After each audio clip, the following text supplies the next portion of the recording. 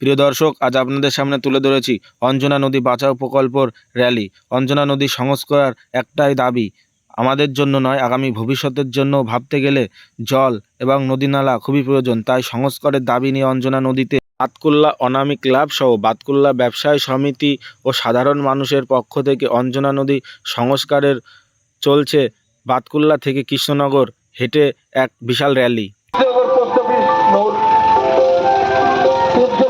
আন্দোলন, সেই আন্দোলনে সামিল হব আমরা।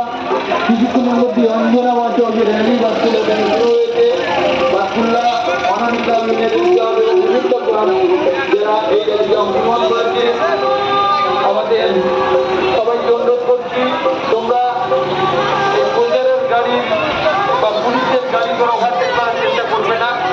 এটা কোনো প্রতিযোগিতা নয়, সবাই একসাথে জগিং করে, অর্থাৎ তোমরা আস্তে আস্তে জগিং